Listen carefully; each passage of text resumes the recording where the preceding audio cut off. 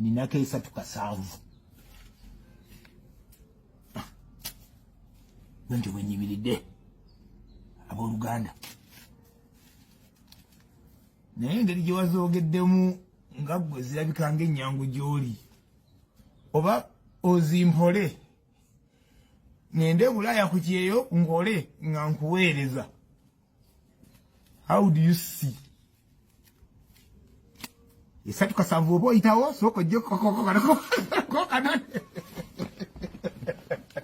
Ensonga za Ssuuna Ben n'okubeera nga alina okuyirira omugagga Kamoga miliyoni 9 kyayika Ssuuna Ben yakyabitutte nga eby'okulusaago. However, wempiseeko mu bantu abalala n'omusango ogunene ogwa defamation nga bwe gutambula omusango gwa ddala not until ng'otegedde obuzito bwagwo ndowooza oyinza okubeera ng'okkakana. However much mbwe emisango gya defamation still myangu okuwoza oba okusolovinga. Tuyinza okuvaayo ne apology oli n'agamba tewaliwo kinene nnyo kye mbadde mwetaaza just apology eyo emmala then tukite. Bangi nnyo bazze bakitwalira ku apology oba nga bakisiizingira ku apology naye Ssuuna Ben nga y'omuntu alaga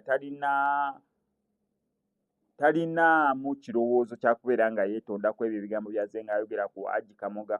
Oluvannyuma yagamba beegatta ne yali mukyala we Nambwayo okubeera nga bamubba. Ono yagenda mu Kamogan Properties okubeera ng'agulayo ettaka ate omugagga Kamoga n'akwasagana ne mukyala wa Ssuuna Ben.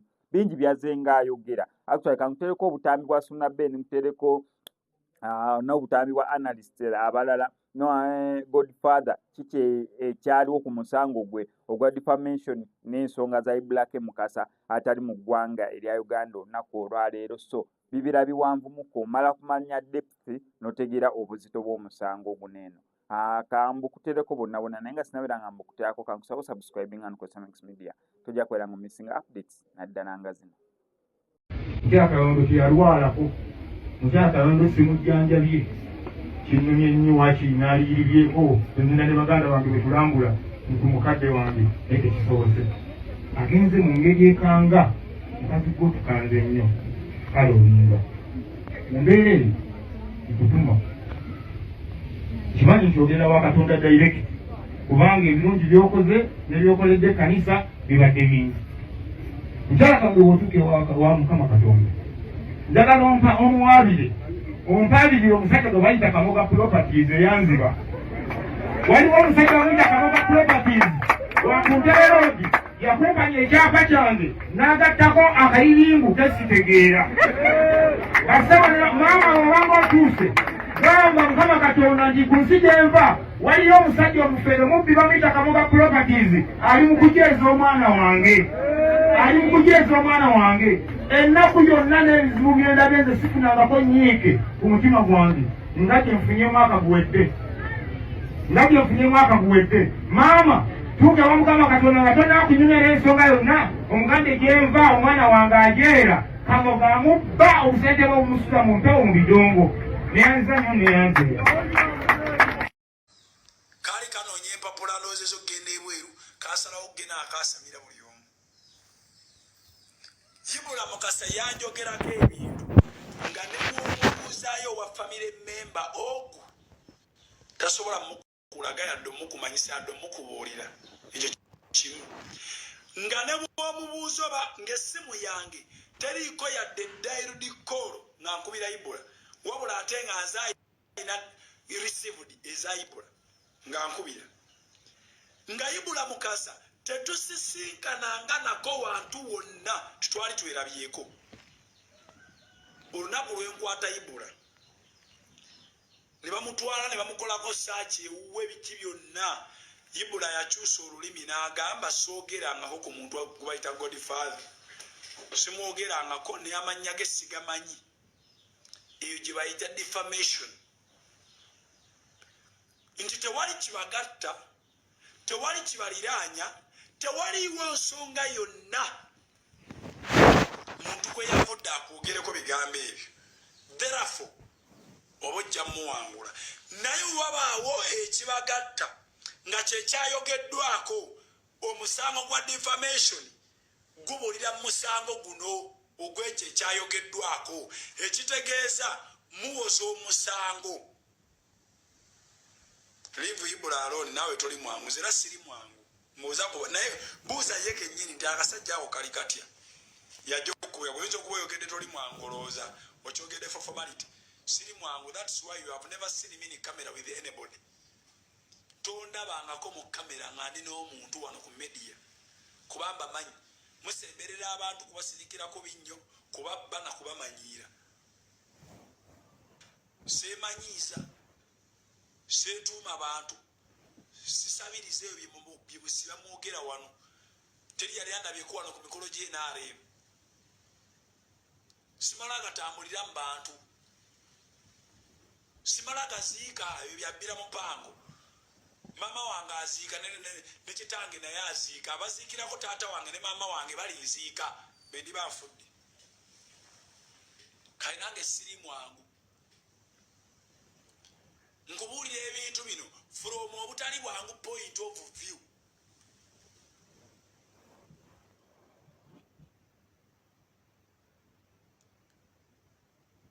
Osegera Stasha Mayanja yagana okulwanagana ne Ebola n'amuleka. Ebola yakuba business paka yagisula ku ttaka naye nga tewaliwo kibagatta yadde naawe singa Stasha yasitukira mu Ebola yajja musobola naye singa omuntu yenna yali ayogerwako yayina oluganda ku Ebola Stasha ayitajja wangula. Kati omusango guno ogwa Suna Ben ne Nambwayo gwe bagamba ogugenze mu kooti bwekibanga ddala bagenda kugutwala mu kooti tebagenda kuwoza musango gwa defamation bagenda kuwoza musango gwa byapa muteke waga kuba the falseness of ebyapa how it comes to have a dual share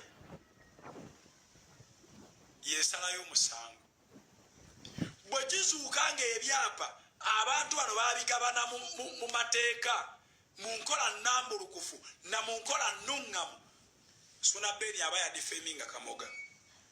Bwe kizuuka nga ddala ebyapa bino Suna Ben teyayina mu mukono gwe ku linnya lya Nambwayo kujja ku byapa Suna Ben aba ya defaming Kamoga.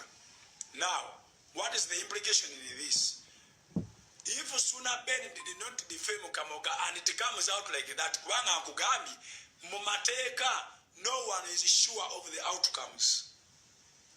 That is why kuvira ddala mu Bible mpaka mu Constitution babagamba mugezengako nnyo okumala ensonga zammwe ebweru nga temunnajja mu mateeka kubanga bwe mujja mu mateeka obwenkanya buyinza obutaba ku saidiyo. Ompulidde bulungi? Obwenkanya buyinza obutaba ku saidiyo.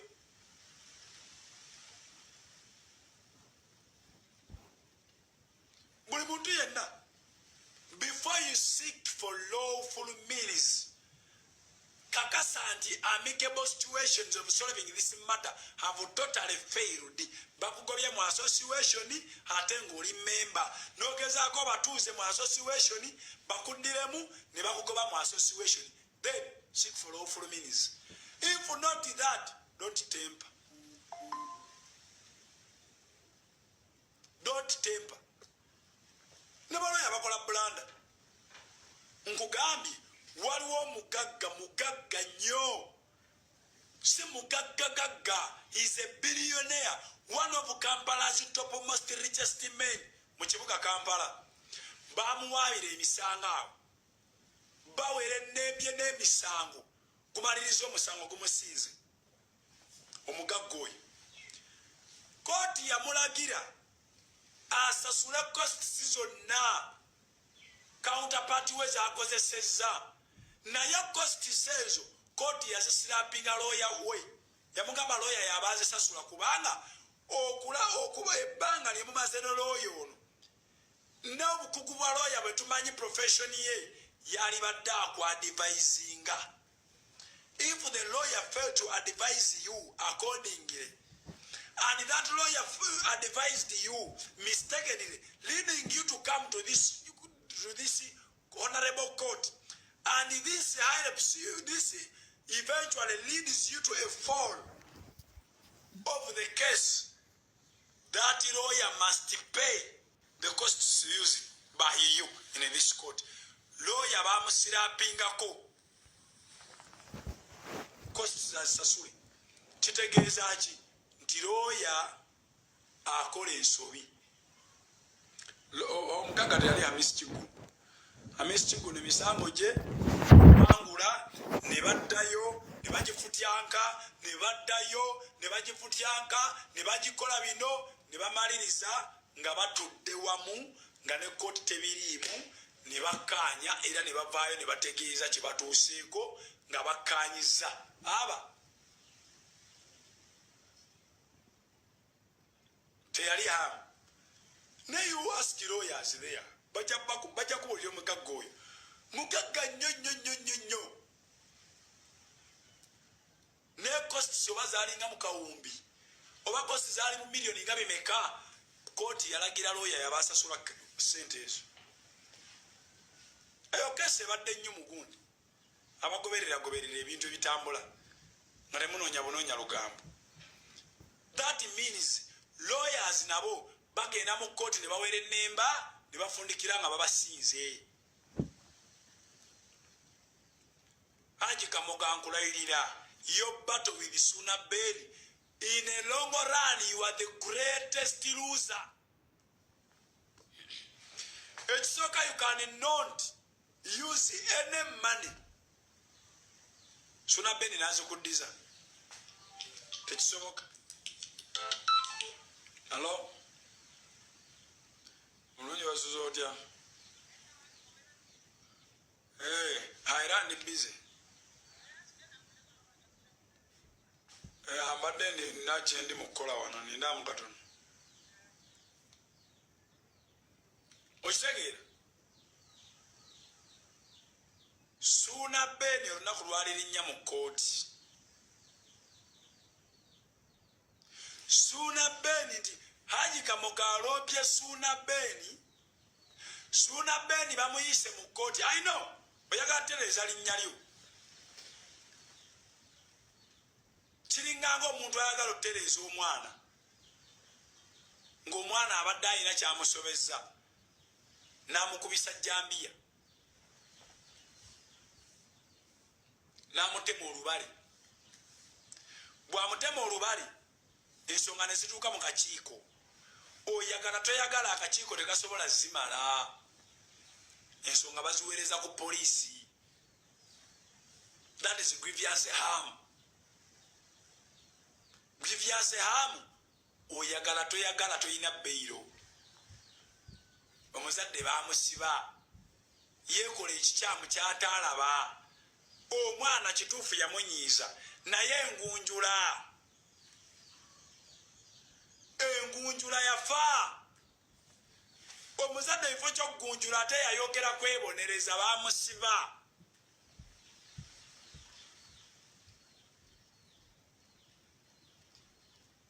Wano mwalifunye omuntu n'abatuuza. You would have got a person, and that person sits you down.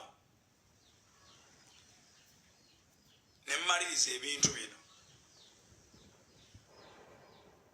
Suna Beni ayinza okuluzinga kesi. Kuba n'ennamba y'okwava yesibe ku nnyumba eyo. Ayina okuba nga yasooka mwetooloola n'amanya weaknesses ze we ziri. Naye mbagambye, the more Suna Beni loses the property, the more Suna Beni Kamoga loses the case in the long run.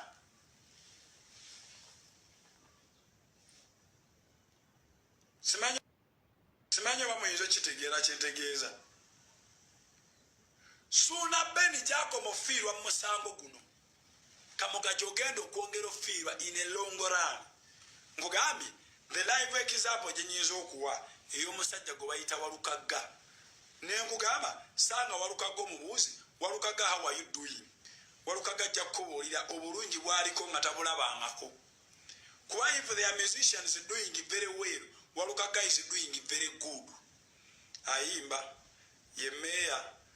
Bamwogerako naye akaabya abantu eyo.